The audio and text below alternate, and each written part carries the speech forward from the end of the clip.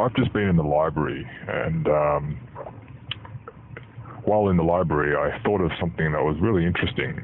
I thought about freedom, and I think I figured out a way to measure freedom, and freedom, I think, is based on obligations, and I'll be talking more about that later. I spent about 3 hours, or maybe 2.5 hours in the library. I like to spend time in the library during weekends. It's Saturday right now, so I work during the weekdays, and then on the weekend I like to spend time in the library, do some extra work, whether it's work that I bring home from work or just personal development. In this case, I'm learning.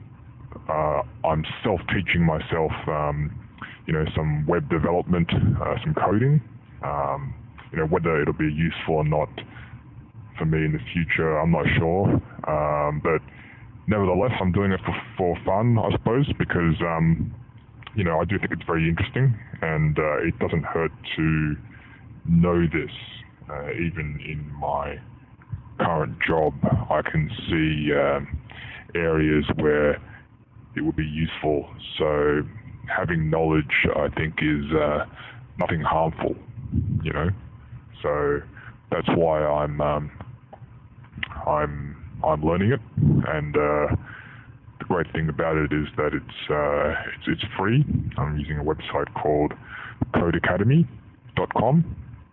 I'm just going through that, and after I finish with that, then there may be some other paid sites I can use, and I'm happy to pay money to learn important skills. So while I was in the library, it's a free place. It has free Wi-Fi, so the Wi-Fi wasn't super fast. So I was streaming some music from Pandora while studying, and there were times when the music went off due to slow connection. Maybe other people were in the library as well. It was pretty crowded. There seemed to be a whole lot of people in the library, a lot of people with laptops.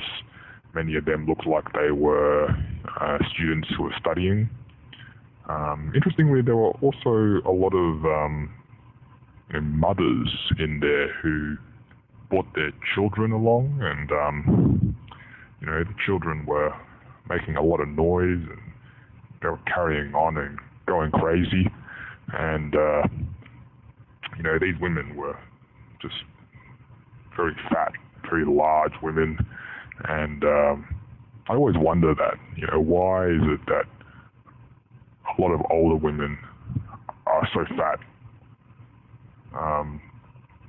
You see a lot of younger women, and they're quite slim, quite slender, and a lot of older women, on the other hand, are just massive. And you wonder, is it that hard to stay fit? Is it that hard to get a bit of exercise, even if it's just walking around, even if it's just eating a plant-based diet? Is it that hard? But anyway, that's how it is. While I was studying, and the children were just going crazy and making so much noise, I just kept thinking, someone has to be funding that. If it's a single mother, then perhaps she's getting the money through welfare, and if that's the case, then we're all paying for that through taxation. But otherwise, there's probably a husband somewhere who's funding all that, or subsidizing that lifestyle. And sometimes I just wonder, why would a man subject himself to that? Is it? I suppose it's just nature. You know, a man's got instincts, and when he surrenders to his instincts, often it puts on him an obligation. And this is when I thought about this, then I started to think about freedom, and I started to realize that freedom can be measured in terms of obligation. And in my mind, I started to think of a freedom formula, a formula for freedom based on obligations. Now, freedom, why is it important? Freedom, I think, is extremely important. Personally, it's very important for me because freedom is the basis of happiness. Freedom does not guarantee happiness, but freedom is the best assurance that we have of happiness. It gives us the opportunity to be happy, because if we don't have freedom, then we don't have the ability to try things that could potentially make us happy. We use our freedom to be able to find something that makes us happy. So I think there's definitely a direct correlation between how much freedom you have and how happy you are. Even if you do not believe that freedom gives you happiness, if you believe that having less freedom makes you happy, then the beauty of freedom is that with freedom, you have the freedom to give up your freedom.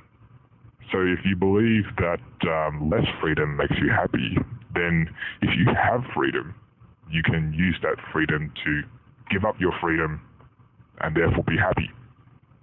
And you can't do that the other way.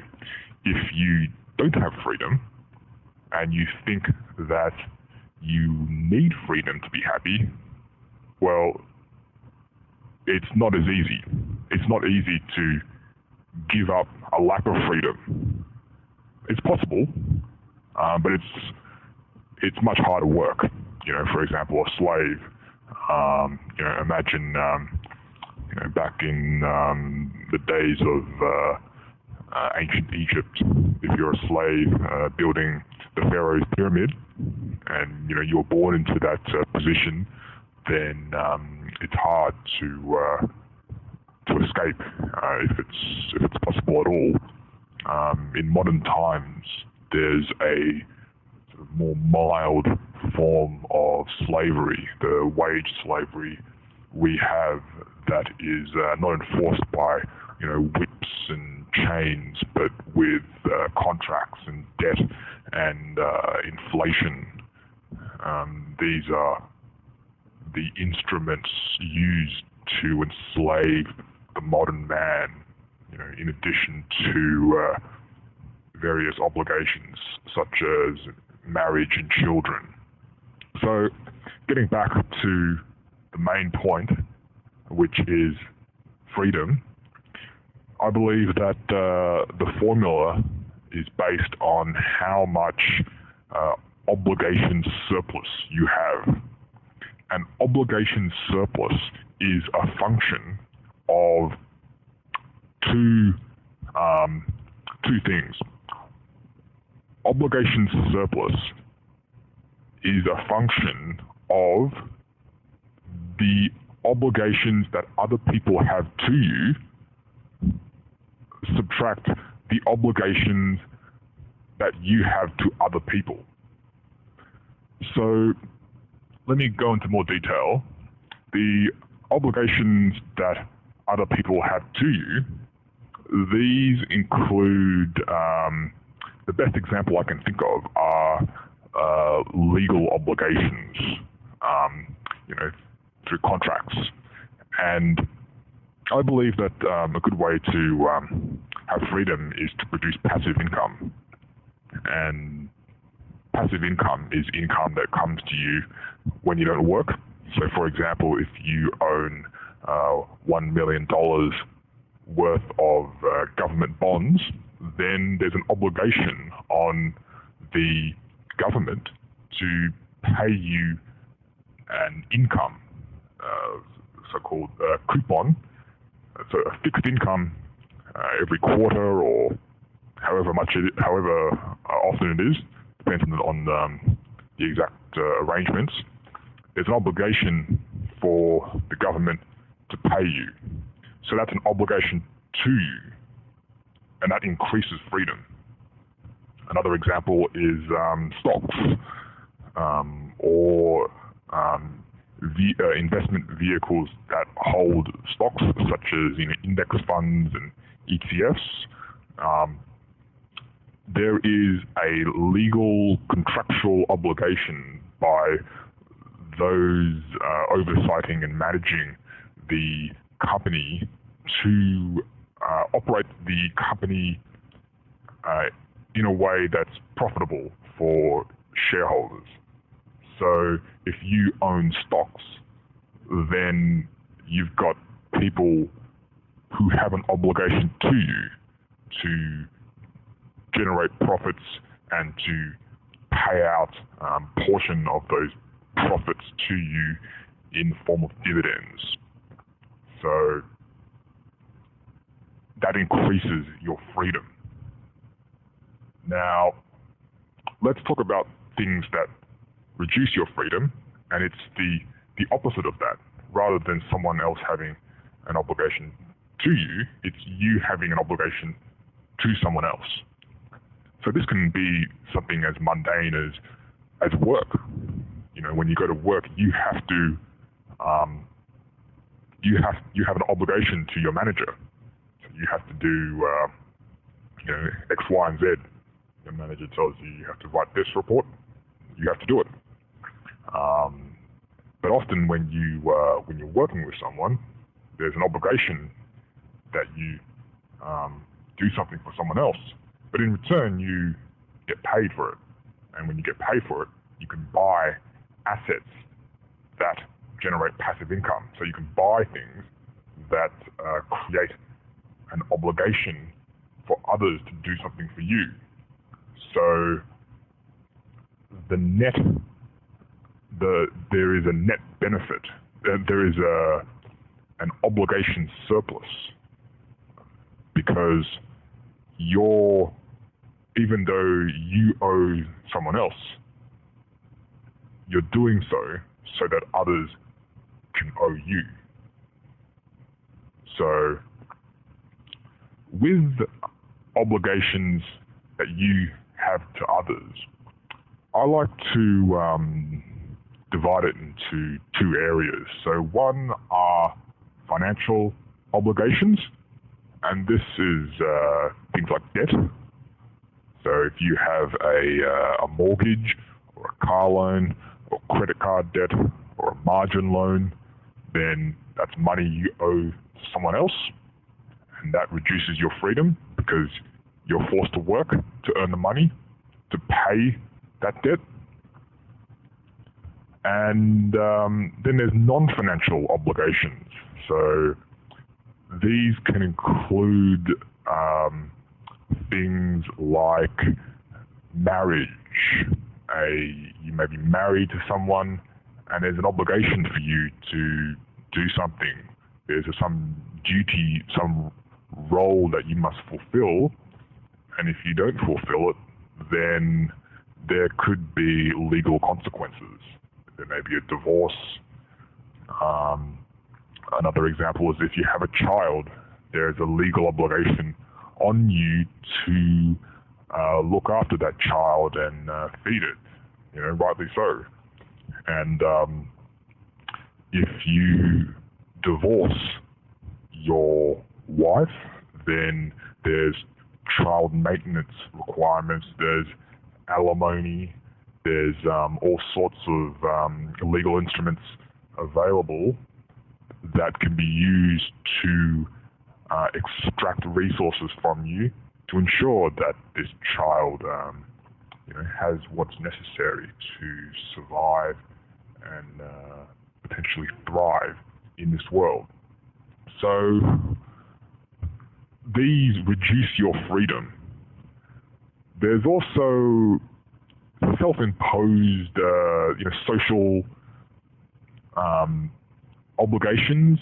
So if and these may not be legal. That's what I mean. There may be no legal backing. So marriage, it's overseen by the family courts, and there are rules. There are divorce rules.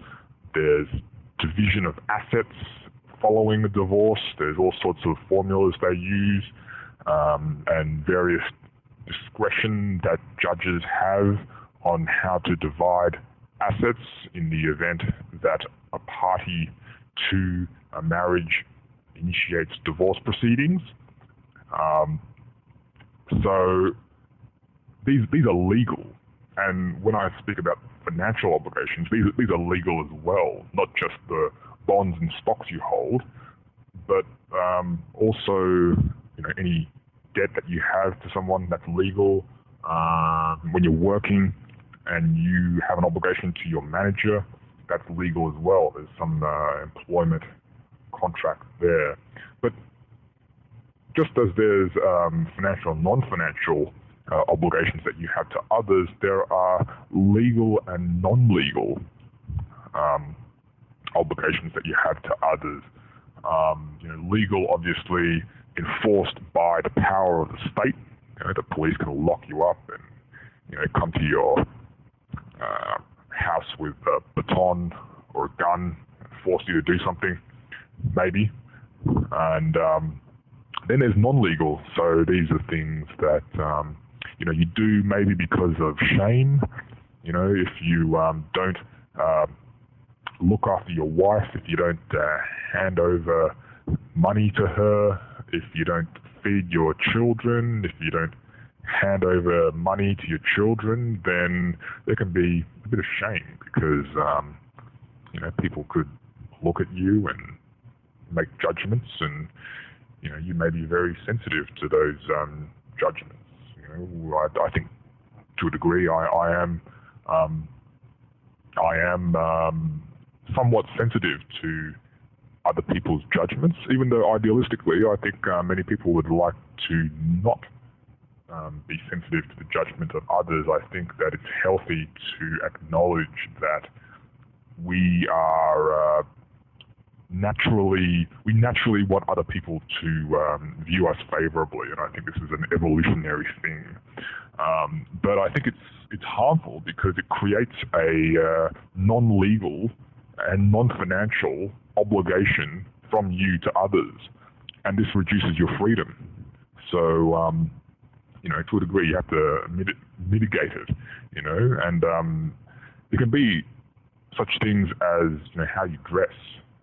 People have a certain fashion standard, and if you dress with rags and really disgusting clothing, then people will judge you negatively, and women especially will see you as a very low status man. And the human species, we men evolved to I suppose reproduce. So the instinct is there for us to appease others, so we can form alliances and increase our power, and especially to appease women so that our sperm and genetic material spreads. Of course, just because we have an instinct to do something, it doesn't necessarily mean that it will increase our freedom. And if we want freedom and we value freedom more than giving in to impulses, then we need to override these instincts. We need to acknowledge that, I'm feeling this way because that's my natural biological instinct. But I'm going to suppress these instincts. I'm going to override it because I understand the formula for freedom, which is based on obligations. And the more obligation I have to others, the less freedom I have. So basically, given that there's all sorts of types of obligations, and some obligations are financial, other obligations are non-financial. It's hard to know if you have a obligation surplus, because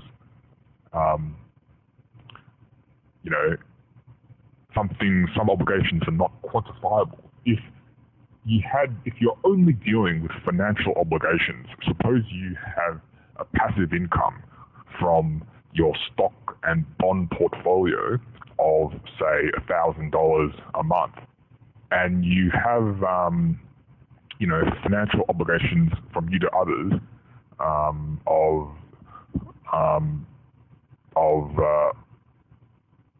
let's say $200 a month. You had $200 of debt. I would even consider living expenses like eating to be an obligation to others, even though it's not. It's more of an obligation towards yourself. But eating, the need to eat reduces your freedom.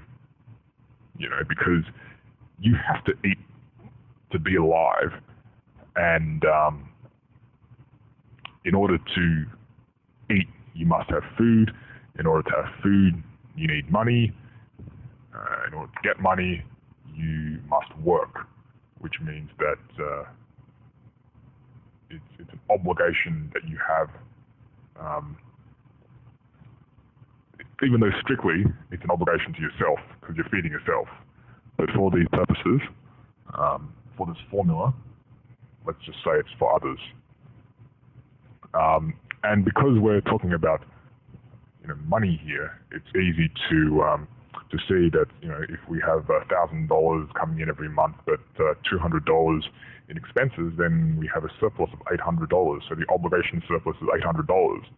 But of course, then you've got you may have a person who has an $800 surplus every month, but if he is obligated to, say, spend all his time doing something he doesn't like, say he's obligated to his wife, let's say, makes him go shoe shopping with her, and he doesn't like that, but she's threatening to divorce him if he doesn't come along. This is a very probably a unrealistic example. I just made it up. I don't know how much reality there is to this,